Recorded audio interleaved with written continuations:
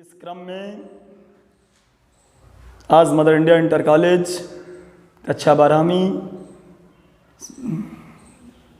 Biology विषय में मैं आर.बी. दिवाकर आपका स्वागत करता हूं। फर्स्ट ऑफ ऑल क्लास 12 की बायोलॉजी को दो भागों में बांटा गया।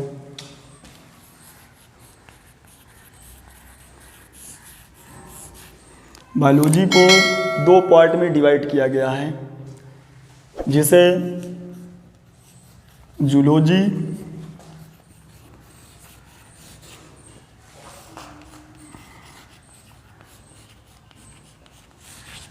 और बॉटनी, ये दो ब्रांचेस हैं बायोलॉजी की, जिसे जूलॉजी और बॉटनी के नाम से जाना जाता है।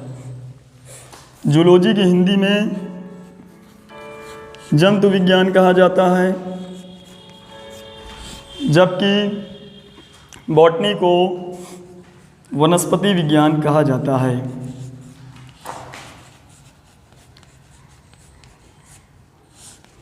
मैं कोर्स पे आने से पहले सबसे पहले बायोलॉजी के विषय में, जीव विज्ञान के विषय में थोड़ा सा संक्षिप्त रूप में बता दूं कि जीव विज्ञान बायोलॉजी है क्या चीज़।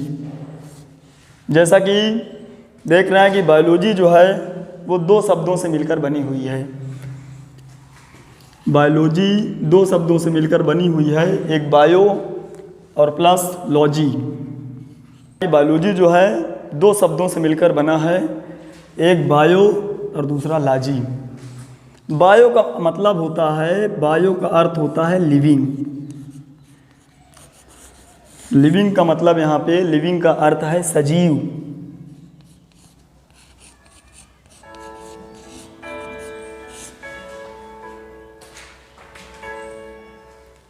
और लॉजी का मतलब होता है डिस्कोर्स, या दूसरे शब्दों में हम इसको कह दें स्टडी, और इसको हिंदी में बोलते हैं अध्ययन। अर्थात जब इसको हम दो भागों में डिवाइड करते हैं तो अर्थ हमारा यह निकल के आता है कि सजीवों का अध्ययन ही जीव विज्ञान कहलाता है। बायोलॉजी को हमने बताया कि बायोलॉजी दो शब्दों से मिलकर बना है, एक बायो और दूसरा लॉजी। बायो का मतलब होता है लिविंग, लिविंग का मतलब होता है सजीव, लॉजी का मतलब होता है स्टडी, स्टडी का मतलब अध्ययन। अर्थात जिसमें हम सजीवों का अध्ययन करें उस ब्रांच को, साइंस की उस ब्रांच को बायोलॉजी कहा जाता है, जीव विज्ञान कहा जाता है।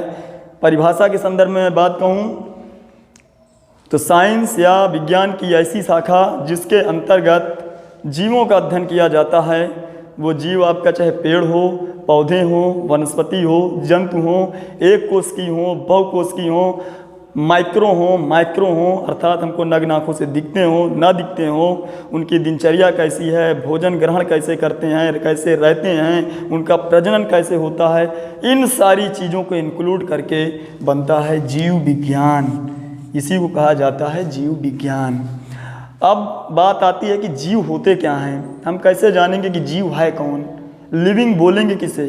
कुछ कैरेक्टरिस्टिक्स होती हैं, कुछ विशेषताएं होती हैं जिनसे हम जानेंगे, जिनसे हम पहचानेंगे कि ये जीव होता है। कौन सी कैरेक्टरिस्टिक्स होती हैं पहले उसको जान लेते हैं, तब आगे बायोलॉजी के बारे में कक्षा 12 के जो यूनिट है, जो चैप्टर है, उसके बारे में स्टडी करते हैं। फर्स्ट ऑफ ऑल सजीव होता क्या है, लिविंग होता क्या है। कुछ कैरेक्टर्स, कुछ लक्षण जिनके बेस पर, जिनके आधार पर हम जानते हैं कि ये जीव होते हैं, वो कौन कौन से लक्षण हैं, सबसे पहले हम इसको जान लेते हैं। सबसे पहला काम होता है पोषण। जितने भी लिविंग बीइंग्स होते हैं, जितने भी जीव होते हैं, वो पोषण करते हैं, अर्थात भोजन ग्रहण करते हैं, और पोषण को अंग्रेजी में बोलते हैं न्यूट्रिशन। पोषण को अंग्रेजी में बोलते हैं न्यूट्रिशन। अभी मैं केवल नॉर्मली इसको बता रहा हूँ, इसको डिफाइन नहीं कर रहा हूँ। जीव होते क्या हैं? जीव वो होते हैं जो सबसे पहले काम पोषण करते हैं, भोजन। अर्थात जीवों को भोजन की आवश्यकता होती है। बॉडी में एनर्जी कहाँ से आएगी, कैसे काम करेंगे, काम कैसे चलाएंगे, उसके लिए उन्हें पोषण की आवश्यकता होती है। सेकेंड नंबर श्वसन। नॉर्मली भाषा में हम इसको बात करें तो श्वसन का मतलब होता है सांस लेना। श्वसन तो एक जटिल प्रक्रिया है, लेकिन मैं अभी केवल इसको नॉर्मलाइज बता रहा हूँ कि श्वसन जीव होते क्या हैं। श्वसन के मोटे तौर पे ये समझ लीजिए कि श्वसन का मतलब होता है ऑक्सीजन को लेना, कार्बन डाइऑक्साइड को बाहर करना। इसमें भोज्य पदार्थ का ऑक्सीकरण होता है, जीवों को एनर्जी मिलती है। इसको अंग्रेजी में बोलते हैं रेस्पायरेशन। थर्ड नंबर वृद्धि, इसको अंग्रेजी में बोलते हैं ग्रोथ। जितने भी लिविंग ऑर्गेनिज्म इस धरती पर पाए जाते हैं, इस ब्रह्मांड में जितने भी लिविंग ऑर्गेनिज्म पाए जाते हैं, सब में कुछ ना कुछ वृद्धि होती है, अर्थात उनका शेप और साइज, आकार और प्रकार बढ़ता है, जो कि सिर्फ और सिर्फ लिविंग का लक्षण होते हैं, जीवों के लक्षण होते हैं। इसको अंग्रेजी में बोलते हैं ग्रोथ। नेक्स्ट नंबर है प्रजनन। तो सबसे इम्पॉर्टेंट चीज़, सबसे बेहतरीन चीज़ बताने जा रहा हूँ जीवों के लक्षण के बारे में। प्रजनन होता है, प्रजनन का मतलब होता है कोई भी जीव अपने जैसे जीव को पैदा करे, कोई भी जीव अपने जैसे प्रतिरूप को बनाए, वह प्रक्रिया प्रजनन कहलाती है। और बिना प्रजनन के जीवों का अस्तित्व इस ब्रह्मांड में नहीं है, अर्थात जब तक प्रजनन की प्रक्रिया नहीं होगी उसका अस्तित्व नहीं रह सकता इस ब्रह्मांड में। इसलिए प्रत्येक जीव अपने जैसे जीव को बॉर्न करता है, पैदा करता है। इस पूरी प्रक्रिया को प्रजनन कहते हैं और इसको अंग्रेजी में रिप्रोडक्शन बोलते हैं। इसको अंग्रेजी में रिप्रोडक्शन बोलते हैं। अगला पॉइंट, जीवन चक्र।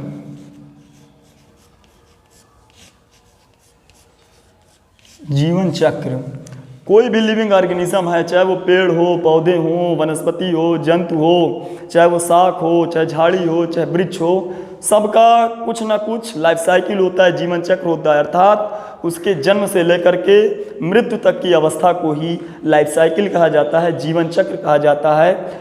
इस प्रकार ये मैंने मेन प्रमुख लक्षणों को बता दिया। बहुत सारे लक्षण हैं जिसको मैं डिस्क्राइब नहीं करूँगा। ये जीवों के प्रमुख लक्षण होते हैं। एक बार फिर से रिकॉल कर दें, जीवों के प्रमुख लक्षण में सबसे पहला नंबर पोषण, जिसे अंग्रेजी में न्यूट्रिशन बोलते हैं। सेकंड नंबर श्वसन, जिसको अंग्रेजी में रेस्पायरेशन बोलते हैं। अगला नंबर वृद्धि, जिसको बोलते हैं ग्रोथ। अगला नंबर प्रजनन, जिसको अंग्रेजी में रिप्रोडक्शन बोलते हैं। अगला नंबर जीवन काल, जिसको अंग्रेजी में बोलते हैं लाइफ साइकिल। ये कुछ कैरेक्टर थे जिसके आधार पर हम रिकॉग्नाइज करेंगे कि ये जीव है कि नहीं है। सपोज दैट ये डस्टर है, इसके अंदर अगर ये सारे लक्षण पाए जाएंगे, सारे कैरेक्टर्स पाए जाएंगे, तब भी ये जीव की श्रेणी में आएगा, अन्यथा ये नॉन लिविंग हो जाएगा। तो इसमें ये सारे लक्षण कैरेक्टर्स नहीं दिख रहे हैं, so it is non living. अभी हमने बताया कि जीवों के लक्षण क्या होते हैं, कैरेक्टरिस्टिक्स ऑफ लिविंग ऑर्गेनिज्म। हमने बताया पोषण होता है, प्रजनन होता है, वृद्धि होता है, लाइफ साइकिल होता है, श्वसन होता है। अब मैं बायोलॉजी के पार्ट्स के बारे में बताऊंगा कि बायोलॉजी के कितने पार्ट्स होते हैं। अगर पार्ट्स की बात करें तो जीव विज्ञान को, बायोलॉजी को दो प्रमुख भागों में डिवाइड किया गया है। First number zoology, first number zoology, जिसे हिंदी में जंतु विज्ञान कहा जाता है। जीव विज्ञान की पहली जो ब्रांच है वो ब्रांच है जूलॉजी, और जूलॉजी को हिंदी में जंतु विज्ञान कहा जाता है। जो सेकंड ब्रांच है इसको बोलते हैं बॉटनी। बॉटनी को हिंदी में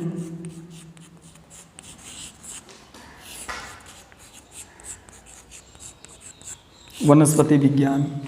यानी कि बायोलॉजी की दो मेन ब्रांचेस हैं, जिनमें फर्स्ट नंबर पे जूलॉजी, जूलॉजी को जंतु विज्ञान, और सेकंड नंबर बॉटनी, बॉटनी को वनस्पति विज्ञान कहा जाता है। अब जूलॉजी है क्या चीज़, इसके बारे में जानते हैं। जूलॉजी को हिंदी में जंतु विज्ञान बोलते हैं। जैसे कि हमने बताया कि जूलॉजी एक ब्रांच है बायोलॉजी की। Zoology is the branch of biology which deal the study of animals. जो जंतु विज्ञान है वो जीव विज्ञान की एक ब्रांच है, एक महत्वपूर्ण शाखा है, जिसके अंतर्गत सारे जंतुओं का अध्ययन किया जाता है। वो जंतु चाहे माइक्रो ऑर्गेनिज्म हो चाहे माइक्रो हो, अर्थात चाहे उनको हम नग्न आँखों से देख पाएँ या नग्न आँखों से ना देख पाएँ, उन सारे जंतुओं का अध्ययन जूलॉजी के अंतर्गत करते हैं। जूलॉजी के फादर कौन है जान लेते हैं। Who is the father of zoology. Zoology को एडवांस करने का श्रेय, जूलॉजी को आगे बढ़ाने का श्रेय किसको जाता है? कौन ऐसे साइंटिस्ट हैं जिन्हें फादर ऑफ जूलॉजी कहा जाता है? एक वैज्ञानिक को आप लोग जानते होंगे, अरस्तु। इनको अंग्रेजी में अरिस्टोटल बोलते हैं। अरिस्टोटल जिन्हें फादर ऑफ जूलॉजी कहा जाता है, अर्थात अरिस्टोटल अथवा अरस्तु is the father of zoology. जो हमारे अरस्तु हैं ये फादर ऑफ जूलॉजी हैं। उसके बाद बॉटनी। बॉटनी को हिंदी में वनस्पति विज्ञान कहते हैं। इसके अंतर्गत सारी वनस्पतियों का, पेड़ का, पौधों का, वृक्ष का, सारी चीज़ों का अध्ययन किया जाता था, चाहे वो वनस्पति हो, चाहे पेड़ पौधा हो, चाहे हर्ब हो, चाहे सर्ब हो, चाहे ट्री हो, उन सारी चीज़ों का अध्ययन वनस्पति विज्ञान अर्थात बॉटनी के अंदर किया जाता है। एक वैज्ञानिक थे थियोफेस्टस।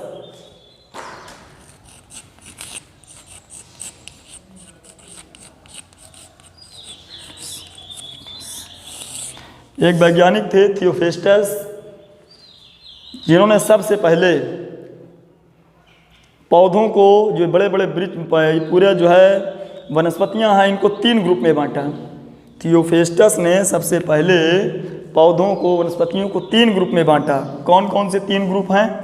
वो हैं आपके शाख, झाड़ी, वृक्ष। थियोफेस्टस ने इनको जो है 3 भागों में बांटा, शाख, झाड़ी और वृक्ष, जिसके कारण इन्हें वनस्पति विज्ञान का जनक कहा जाता है। अर्थात जो थियोफेस्टस हैं ये वनस्पति विज्ञान के यानी बॉटनी के फादर हैं। Theophrastus is the father of botany. मेरे छात्रों, बायोलॉजी पढ़ाने से पहले सबसे पहले हम ये जान लेते हैं कि एनसीईआरटी ने जो सिलेबस अवेलेबल करवाया है, एनसीईआरटी का जो सिलेबस है, उस सिलेबस में हमको क्या क्या पढ़ना है। सबसे पहले हम उसके बारे में जान लेते हैं कि क्या क्या पढ़ना है।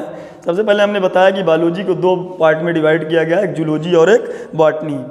जूलॉजी में अगर हम बात करते हैं तो हमारे सिलेबस में सबसे पहला जो इकाई है वो जीवों में जनन, दूसरी इकाई की बात करें तो मानव जनन, तीसरी इकाई की बात करें तो जनन स्वास्थ्य, चौथी इकाई की बात करें तो वंशागत तथा विविधता के सिद्धांत, 5वीं की बात करें तो वंशागत के आणविक आधार, 6वीं की बात करें तो डेवलपमेंट, कैसे ह्यूमन का डेवलपमेंट हुआ है, 7वीं की बात करें तो मानव स्वास्थ्य तथा रोग, अगले नंबर की बात करें तो खाद्य उत्पादन में वृद्धि की कार्यनीति, अगला मानव कल्याण में सूक्ष्म जीव, अगला नंबर जैव प्रौद्योगिकी सिद्धांत व प्रक्रम, अगला नंबर जैव प्रौद्योगिकी एवं उसके उपयोग। ये थे जूलॉजी के पार्ट। वनस्पति विज्ञान में क्या क्या रखा गया है सिलेबस में? पुष्पी पादपों में लैंगिक जनन, जीव और समष्टियाँ, पारितंत्र, जीव विविधता एवं संरक्षण, पर्यावरण के मुद्दे, जो कि बहुत इंपॉर्टेंट है पर्यावरण के मुद्दे। अब मैं सीधा टॉपिक पे आता हूँ। इसमें पहला टॉपिक है जीवों में जनन। जीवों में जनन।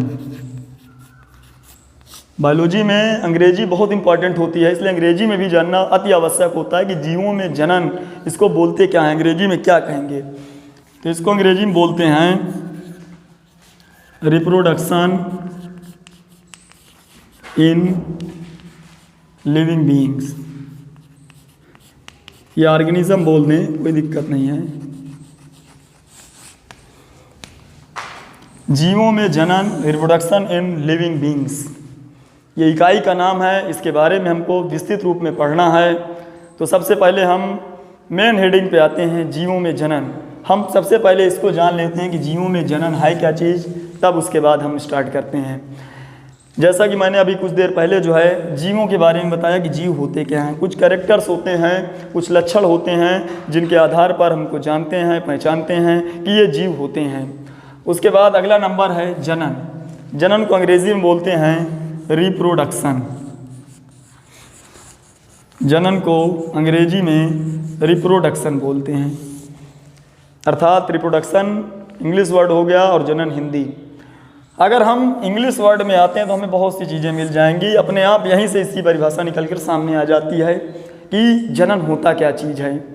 और इसके पहले भी हमने बताया जनन के बारे में जब हम लक्षण बता रहे थे, मूल लक्षण प्रजनन के बारे में हमने बताया कि होता क्या ये चीज़ है, यही जीवों का प्रमुख लक्षण है।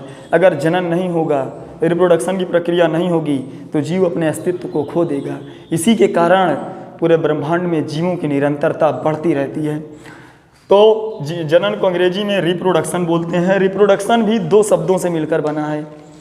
रिप्रोडक्शन दो शब्दों से मिलकर बना है, एक का नाम है री और एक का नाम है प्रोडक्शन। री माने होता है अगेन, री माने अगेन, री माने अगेन, अगेन का मतलब होता है बार बार, और प्रोडक्शन माने उत्पाद बनाना। प्रोडक्शन माने उत्पाद बनाना, जो हम पैदा कर रहे हैं, जो हम बना रहे हैं, अर्थात हमारे द्वारा किसी चीज़ को बार बार पैदा करना, हमारे द्वारा किसी चीज़ को बार बार बनाना ही रिप्रोडक्शन कहलाता है। अर्थात अगर परिभाषा में जाएं हम तो इसकी एक सम्मिलित परिभाषा यह बनेगी कि किसी भी जीव के द्वारा अपने समान या अपने जैसे जीव अथवा अपने जैसे प्रतिरूप बनाने की क्षमता को ही जनन कहते हैं। हमने बताया रिप्रोडक्शन के बारे में कि रिप्रोडक्शन है क्या चीज़। हमने बताया कि रिप्रोडक्शन री माने बार बार, प्रोडक्शन माने उत्पाद, अर्थात ऐसे जीव जो बार बार अपने जैसे जीव बनाने की क्षमता रखते हैं, जो अपने जैसे जीव पैदा करने की क्षमता रखते हैं, जो अपने जैसे प्रतिरूप बनाने की क्षमता रखते हैं, इसी पूरी प्रक्रिया को, प्रोसेस को ही प्रजनन कहा जाता है, जनन कहा जाता है। हमने बताया कि जनन अगर नहीं होगा तो जीव अपने अस्तित्व को खो देगा, ब्रह्मांड में उसकी निरंतरता बरकरार नहीं रहेगी। जैसे कि हम देखते हैं कि ह्यूमन बीइंग्स की लाइफ साइकिल अगर एवरेज देखी जाए तो 50 साल होती, 60 साल होती, उसके बाद वो डाइकास्ट कर जाता है। लेकिन इसी जनन के कारण उसकी वंश वृद्धि होती है। पेरेंट्स होते हैं, उनके बच्चे होते हैं, फिर उनके बच्चे, इस प्रकार से उसके वंश में वृद्धि कंटिन्यू होती रहती है और उसका अस्तित्व इसी निरंतरता के कारण इस ब्रह्मांड में बना रहता है। तो ये हो गया जनन की परिभाषा। अब हम आते हैं कि लाइफ साइकिल। लाइफ साइकिल क्या है, जीवन चक्र क्या है। बहुत आवश्यक है जीवन चक्र को जानना। अंग्रेजी में इसको बोलते हैं लाइफ साइकिल। अंग्रेजी में इसको बोलते हैं लाइफ साइकिल। नाम से ही स्पष्ट है, लाइफ की साइकिल अर्थात जीवन की साइकिल। जीवन की साइकिल का मतलब व्यक्ति कब बॉर्न हुआ और उसके बाद वो इस ब्रह्मांड में कब तक रहा, अर्थात उसकी नेचुरल डेथ होने से पहले तक के जो समय होता है, बर्थ से लेके डेथ तक का जो समय होता है, मरने से पूर्व तक का जो समय होता है, उसकी लाइफ साइकिल कहलाती है, उसका जीवन चक्र कहलाता है। थोड़ी देर पहले मैंने बताया भी कि ये जीवों का एक प्रमुख लक्षण होता है, अर्थात प्रमुख लक्षणों में जीवन चक्र भी एक प्रमुख लक्षण होता है।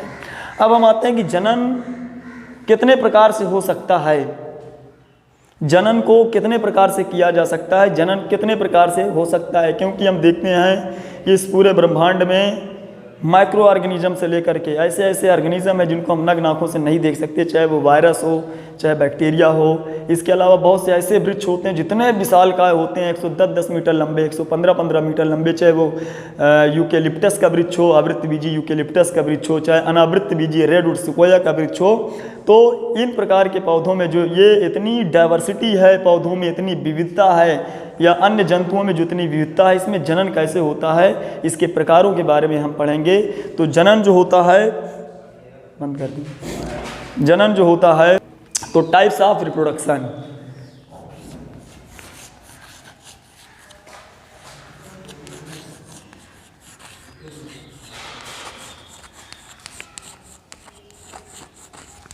टाइप्स ऑफ रिप्रोडक्शन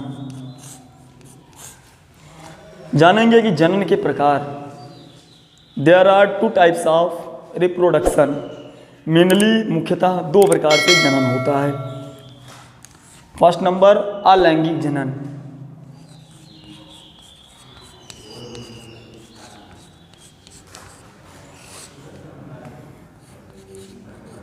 जो जनन 2 प्रकार के होते हैं, उनमें पहला नंबर जो जनन है वो अलैंगिक जनन। अलैंगिक जनन को अंग्रेजी में एसेक्सुअल रिप्रोडक्शन बोलते हैं। Asexual reproduction. दूसरा नंबर जो जनन है उसको बोलते हैं, सेकंड नंबर जो रिप्रोडक्शन है, सेकंड नंबर जो जनन की विधियां हैं उसको बोलते हैं लैंगिक जनन।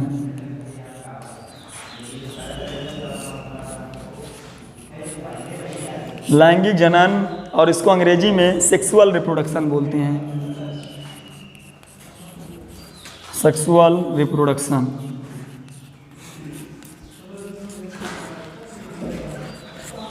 तो ये मेन दो प्रकार के जनन हैं, एक अलैंगिक जनन, दूसरा लैंगिक जनन। इसको अंग्रेजी में एसेक्सुअल रिप्रोडक्शन कहते हैं, इसको अंग्रेजी में सेक्सुअल रिप्रोडक्शन कहते हैं। कभी कभी हम ये देखते हैं कि जनन का जो प्रकार होता है उसको 3 प्रकार के जनन बता दिए जाते हैं, और एक तीसरा प्रकार भी यहाँ जोड़ दिया जाता है, कायिक जनन। कायिक जनन, या तो इसको बोलते हैं कायिक प्रवर्धन, अंग्रेजी में इसको बोलते हैं वेजिटेटिव रिप्रोडक्शन। लेकिन इस कायिक जनन का अध्ययन हम अलैंगिक जनन के अंतर्गत ही करते हैं। इस प्रकार जो जनन है हमारा वो 2 प्रकार का हुआ, एक अलैंगिक जनन जिसे एसेक्सुअल रिप्रोडक्शन, और दूसरा लैंगिक जनन जिसे सेक्सुअल रिप्रोडक्शन कहते हैं। अब हम जान लेते हैं कि लैंगिक जनन होता क्या है। What is asexual reproduction? अलैंगिक जनन किसे कहते हैं, अलैंगिक जनन है क्या चीज़? हम देखते हैं कि इसको अंग्रेजी में बोलते हैं एसेक्सुअल रिप्रोडक्शन। अलैंगिक जनन को अंग्रेजी में एसेक्सुअल रिप्रोडक्शन बोलते हैं। इसके अगर अंग्रेजी शब्द में जाते हैं तो हमको इसकी परिभाषा हमको यहीं पे मिल जाती है। ए का मतलब होता है बिना, सेक्सुअल का मतलब बिना सेक्स वर्ड के, अर्थात बिना किसी मेल या फीमेल के, अर्थात ऐसा जनन जो बिना किसी मेल या फीमेल, इसमें कोई ज़रूरी नहीं है कि मेल या फीमेल होना ज़रूरी, इसमें केवल कोई एक ही जनक बॉडी हो, उस जनक बॉडी से, अर्थात इसमें सेक्स पार्ट भाग नहीं लेते हैं, इन्वॉल्व नहीं होते हैं, इसमें केवल एक ही जनक होता है और उस जनक से नई संतति का निर्माण होता है। बिना सेक्स पार्ट के, बिना लैंगिक भाग के, अर्थात इसमें केवल एक ही प्रकार का जनक भाग लेता है और उस जनक भाग से नई संतति का निर्माण होता है, और जो नई संतति बनती है वो पूर्ण रूप से, पूरी तरीके से अपने जनक के समान होती है। अर्थात जो नई संतति बनती है इसमें, अलैंगिक जनन में जो नई संतति बनती है वो पूर्ण रूप से अपने जनक के समान होती है, जिसे हम लोग क्लोन भी कहते हैं, क्या बोलते हैं? क्लोन। अर्थात एसेक्सुअल रिप्रोडक्शन के अंतर्गत एक ही प्रकार का जनक भाग लेता है जो आनुवंशिक रूप से अपने जनक के समान होता है, जिसे हम क्लोन भी कहते हैं।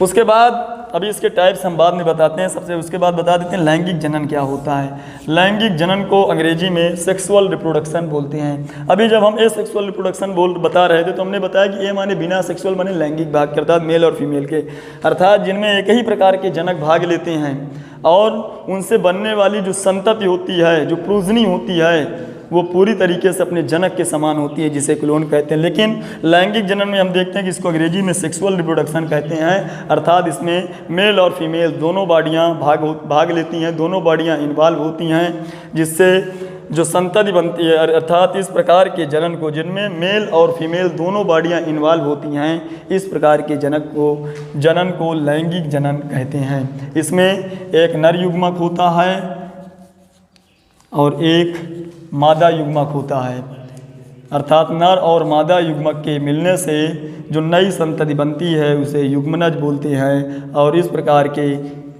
जनन को लैंगिक जनन या सेक्सुअल रिप्रोडक्शन कहते हैं।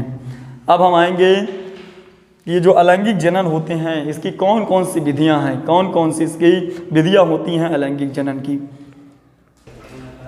तो हम बताएंगे विधियां कौन कौन सी होती हैं अलैंगिक जनन की। अलैंगिक जनन की विधियां,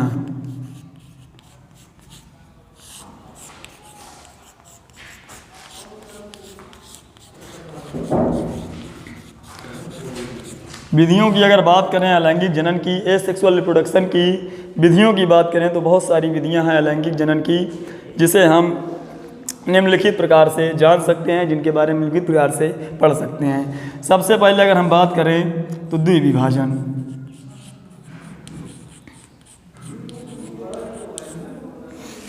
द्विविभाजन जिसे अंग्रेजी में बाइनरी फिजन बोलते हैं, बाइनरी फिजन। अगर प्रथम विधि की बात करें, पहली विधि की बात करें, तो इसे अंग्रेजी में बोलते हैं द्विविभाजन, इसे हिंदी में द्विविभाजन और अंग्रेजी में बाइनरी फिजन बोलते हैं। नाम से ही स्पष्ट है द्विविभाजन, द्वि माने दो, विभाजन माने विभक्त हो जाना, अर्थात इसमें जो जीव होता है उसकी जो बॉडी होती है वो दो भागों में विभक्त हो जाती है और दोनों भाग विभक्त हो करके एक नई संतति का निर्माण करते हैं। भाग इसका जो बॉडी होती है, जो लिविंग बॉडी होती है, वो दो भागों में बढ़ जाता है। बढ़ने के बाद प्रत्येक भाग से एक नई संतति का निर्माण होता है। मोस्टली इसका एग्जाम्पल जो देखा गया है वो यूग्लिना में देखा गया, अमीबा में देखा गया, या तो हम ये कह दें संघ प्रोटोजोआ में देखा गया। इसका एग्जाम्पल जो है यूग्लिना, अमीबा, प्रोटोजोआ, ये एग्जाम्पल्स होते हैं आपके द्विविभाजन के। यूग्लिना के बारे में आप जानते हैं कि यूग्लिना जो होता है, थोड़ा सा यूग्लिना के बारे में बता देते हैं कि यूग्लिना जो होता है वो पादप और जंतु के बीच की कड़ी होती है। Euglena is the link between animal and plant. Euglena के बारे में थोड़ा सा जान लें कि यूग्लिना है क्या चीज़। यूग्लिना पादप और जंतु के बीच की एक लिंक होती है, एक कड़ी होती है, अर्थात यह भोजन जो इसकी फीडिंग होती है, जो इसके भोजन की मैकेनिज्म होती है, या पौधों की तरह फोटोसिंथेसिस की क्रिया द्वारा भोजन बना सकता है, उसकी अनुपस्थिति में, in the absence of chlorophyll, उसकी अनुपस्थिति में यह अन्य जीवों की तरह भी भोजन ग्रहण कर सकता है। अर्थात दोनों लक्षण सेम होने के कारण, अर्थात इसके लक्षण पादप से और जंतु से दोनों से मिलने के कारण ये लिंक हो गया, ये एक प्रकार की कड़ी हो गई जिसे पादप और जंतु के बीच की कड़ी कहा जाता है। अमीबा के बारे में थोड़ा सा बता दें कि अमीबा में पुनरुद्भवन की भी क्षमता पाई जाती है। भी हम बताते हैं आगे पुनरुद्भवन क्या है। अमीबा में भी पुनरुद्भवन की क्षमता पाई जाती है, रीजनरेशन की क्षमता पाई जाती है। इसकी बॉडी कहीं से क्षतिग्रस्त हो जाए या इसके बॉडी के कितने भी खंड कर दिए जाएं, सारे खंडों से एक नए जीव का निर्माण होता है, जिसके कारण यह कहा जाता है कि अमीबा को अमरत्व का वरदान भी प्राप्त है और अमीबा का कोई आकार और प्रकार नहीं होता। ये सारे के सारे, इसके अलावा प्रोटोजोवन, सब प्रोटोजोवंस में ही आते हैं। प्रोटोजोआ ऐसे जीव होते हैं, प्रोटो माने फास्ट, प्रोटो माने पहले, जोआ माने जीव, अर्थात ऐसे जीव जिनका आगमन इस ब्रह्मांड पर सबसे पहले हुआ, वो संघ प्रोटोजोआ के एनिमल्स कहलाए, संघ प्रोटोजोआ के जंतु कहलाए। दूसरा नंबर अगर हम बात करते हैं तो आते हैं मुकुलन में। इसको अंग्रेजी में, दूसरे नंबर अगर हम विधि की बात करते हैं लैंगिक जनन की, तो इसको अंग्रेजी में बोलते हैं बडिंग। बड माने होता है कलिका, बड माने होता है कलिका, मुकुल माने कलिका, मुकुल माने कुभार सा बन जाना। अर्थात बहुत से जीव ऐसे होते हैं जिनके शरीर में एक उभार सा बन जाता है, एक कलिका जैसी संरचना बन जाती है, और उस कलिका जैसी जो संरचना होती है इसी को बोला जाता है मुकुल, इसी को बोला जाता है मुकुल या बड। और जैसे ही फेवरेबल कंडीशन आती है, जैसे ही अनुकूल मौसम इनको मिलता है, जैसे ही अनुकूल परिस्थिति आती है, ये जो आपका बड होता है, मुकुल होता है, ये अपनी मातृ जनक से, मातृकोशा से अलग होकर के एक नए जीव का निर्माण करता है। इस पूरी प्रक्रिया को मुकुलन कहते हैं, इस पूरी प्रक्रिया को बडिंग कहते हैं। अर्थात बडनुमा संरचना बन जाती है, कलिकानुमा संरचना बन जाती है, एक उभारनुमा संरचना बन जाती है। यही उभारनुमा जो संरचना होती है, जब अनुकूल स्थिति आती है तो उस स्थिति में क्या करते हैं, अनुकूल परिस्थिति में क्या करते हैं, ये मैच्योरिटी की अवस्था में जब मैच्योर होने वाले होते हैं और जैसे ही अनुकूल परिस्थिति आई, ये अपने मातृ से अलग होकर के, अपने जनक से अलग होकर के एक नए जीव का निर्माण करते हैं। और इनसे जो जीव बनते हैं, हमने पहले ही बताया कि सारे के सारे एक समान होते हैं, आइडेंटिकल होते हैं, एक समान होते हैं, जिसे क्लोन कहा जाता है। इसके अगर एग्जाम्पल की बात करें तो हाइड्रा, एग्जाम्पल बहुत सारे हैं। अगर इसके एग्जाम्पल की बात करें, मुकुलन के उदाहरण की बात करें तो हाइड्रा, जो संघ निडेरिया का एक जंतु है, जो संघ इसका पुराना नाम सिलेंट्रेटा एक जंतु है, इसका नया नाम निडेरिया दिया गया। क्यों दिया गया? इनमें विशेष प्रकार की दंश कोशिकाएँ पाई जाती हैं जो इसको भोजन ग्रहण करने में, शत्रुओं से रक्षा करने में, अन्य कार्यों में, चलने में इसको हेल्प करता है, जिसके इसी दंश कोशिका के कारण इसका नाम निडेरिया पड़ गया। अर्थात हाइड्रा जो होता है वो मुकुलन का सबसे बेस्ट एग्जाम्पल होता है। अगली विधि की अगर हम बात करें,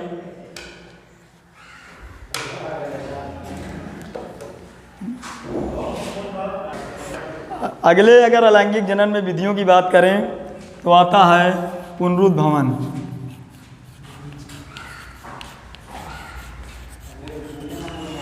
जिसको अंग्रेजी में रीजनरेशन कहते हैं।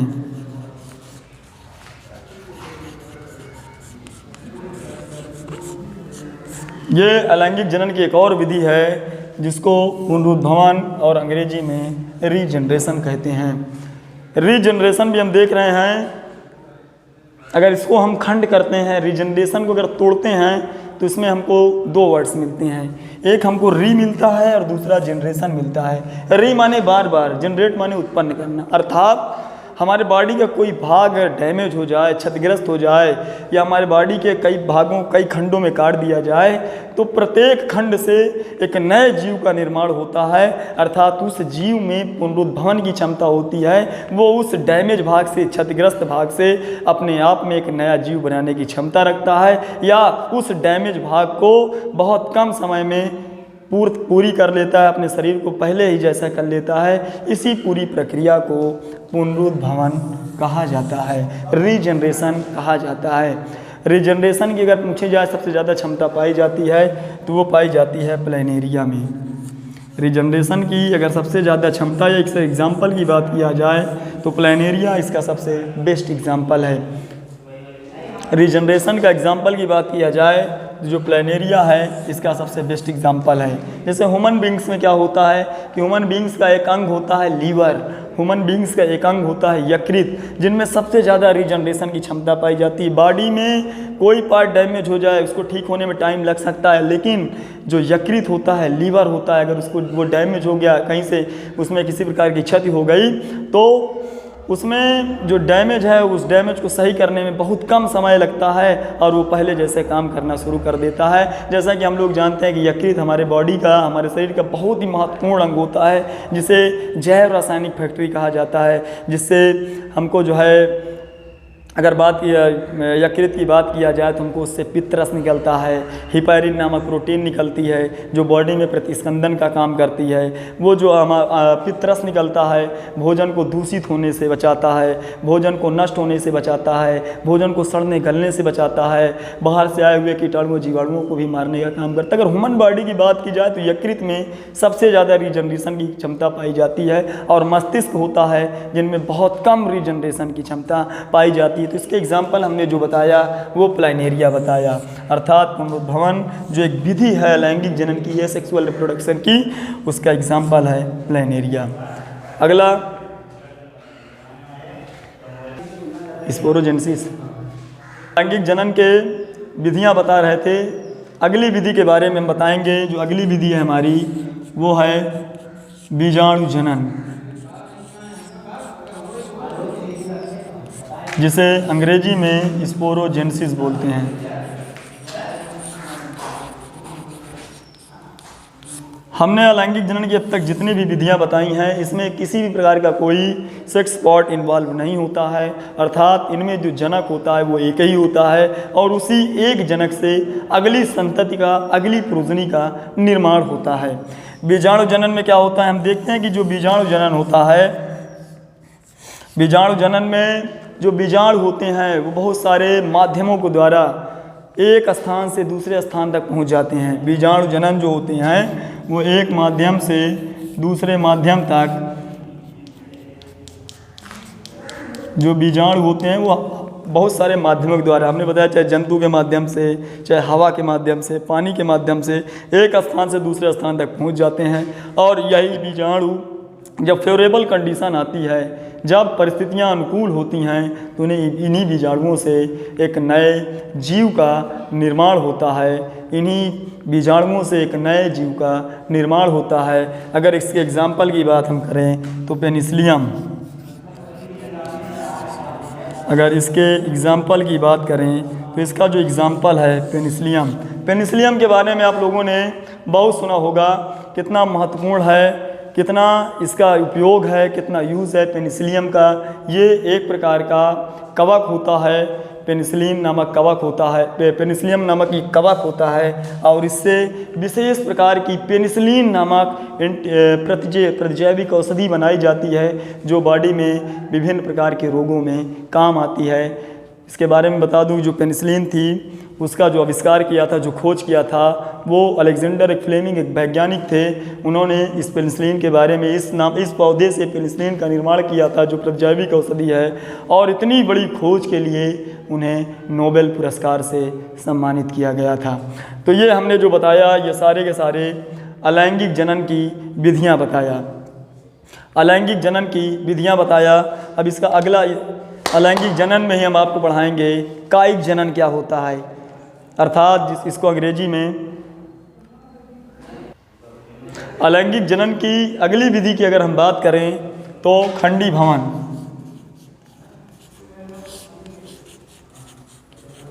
ये अलैंगिक जनन की अगली विधि है जिसे हम हिंदी में खंडी भवन कहते हैं, इसको अंग्रेजी में फ्रेगमेंटेशन कहते हैं, इसको अंग्रेजी में हम फ्रेगमेंटेशन कहते हैं। ये भी अलैंगिक जनन की बहुत ही महत्वपूर्ण विधि होती है। जैसे कि नाम से ये स्पष्ट है, खंडी भवन अर्थात बॉडी का, लिविंग बॉडी का कई खंडों में विभक्त हो जाना, लिविंग बॉडी का कई खंडों में विभक्त हो जाना, और उस कई खंडों में विभक्त होने के बाद प्रत्येक खंड से एक नए जीव का निर्माण हो जाना ही खंडी भवन या फ्रेगमेंटेशन कहलाता है। फिर से एक बार पुनः रिवाइज करा दें, खंडी भवन होता क्या है। खंडी भवन अलैंगिक जनन की एक महत्वपूर्ण विधि है। इसमें हम देखते हैं कि कोई लिविंग ऑर्गेनिज्म जो होता है वो कई खंडों में टूट जाता है। टूटने के बाद जैसे ही फेवरेबल कंडीशन आती है, यानी कि फेवरेबल कंडीशन, ये बॉडी जैसे ही टूटती है, ब्रेकडाउन होती है, फेवरेबल कंडीशन में ये एक नए जीव को जन्म देती है। इसके एग्जाम्पल की अगर हम बात करें तो स्पाइरोगायरा, स्पाइरोगायरा एक प्रकार का शैवाल होता है जिसे तालाब का रेशम भी कहा जाता है। अर्थात खंडी भवन का जो एग्जाम्पल है स्पाइरोगायरा है, प्लानेरिया है। इस स्पाइरोगायरा को पॉन्ड सिल्क या तालाब का रेशम भी कहा जाता है। कई बार ये टीजीटी के एग्ज़ाम में, कई बार ये पीजीटी के एग्ज़ाम में पूछा गया कि निम्नलिखित में से किसे पॉन्ड सिल्क या तालाब का रेशम कहा जाता है। अर्थात जो हमारा स्पाइरोगायरा है इसे ही पॉन्ड सिल्क या तालाब का रेशा कहा जाता है। क्यों?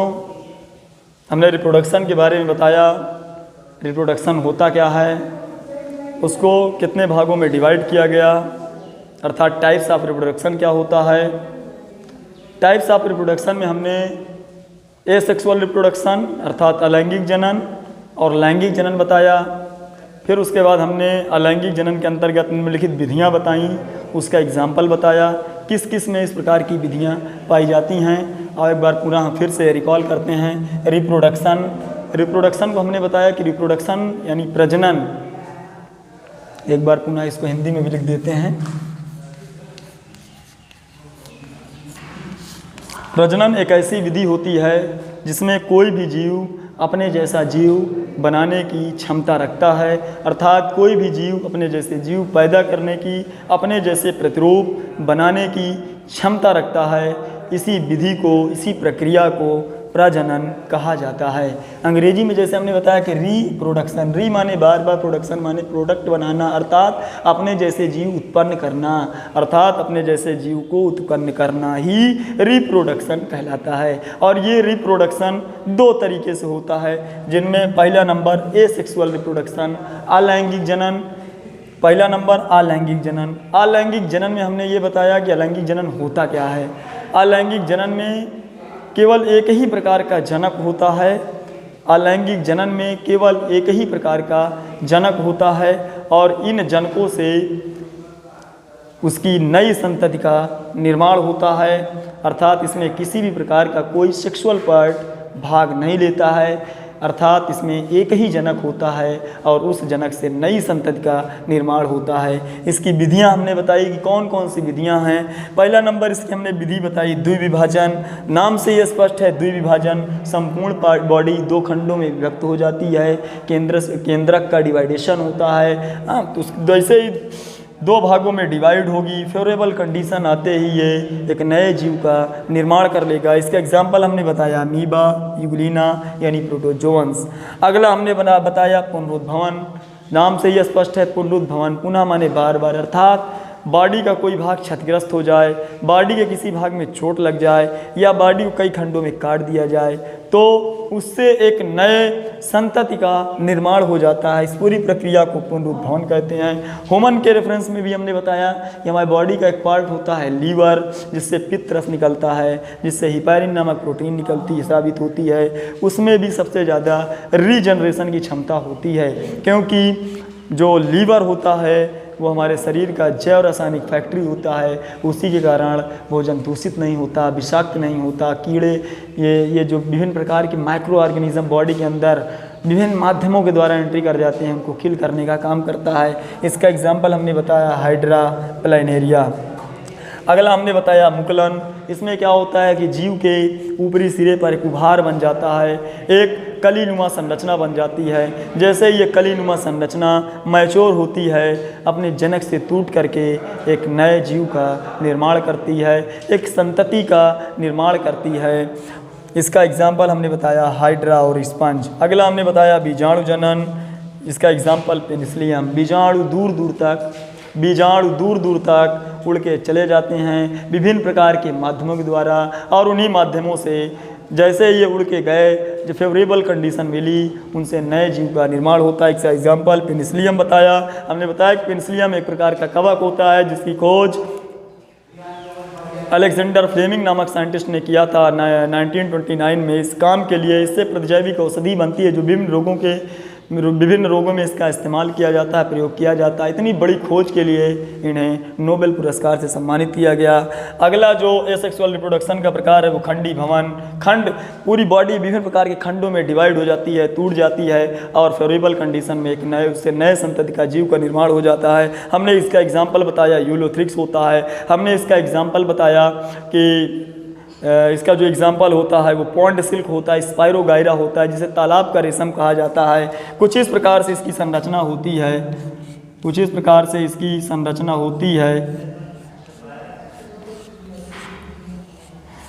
फेवरेबल कंडीशन आते ही ये ब्रेकडाउन हो जाता है, और जैसे ये ब्रेकडाउन होता है, इससे ब्रेकडाउन होकर इससे नए जीव का निर्माण हो जाता है। अगला जो बताया सेक्सुअल रिप्रोडक्शन। ये एसेक्सुअल रिप्रोडक्शन के टाइप्स थे, विधियां थी। दूसरा सेक्सुअल रिप्रोडक्शन, इसमें हमने बताया कि लैंगिक पार्ट्स भाग लेते हैं, मेल और फीमेल। मेल को जो है बोलते हैं नर युग्मक, फीमेल नर युग्मक, और फिर मादा को जो है मादा युग्मक बोलते हैं। दोनों के मिलने से युग्मनज का निर्माण होता है, अर्थात फर्टिलाइजेशन या निषेचन की प्रक्रिया होती है, इसके बारे में हम विस्तृत अध्ययन अगले लेक्चर में या अगले वीडियो में करेंगे। हमने ये बताया कि इन सारी विधियों से जो नए जीव का निर्माण होता है, जो नई संतति बनती है, वो आनुवांशिक रूप से अपने जनक के समान होती है, और जो यह अपने जनक के समान जीव होते हैं, इसे ही क्लोन कहा जाता है।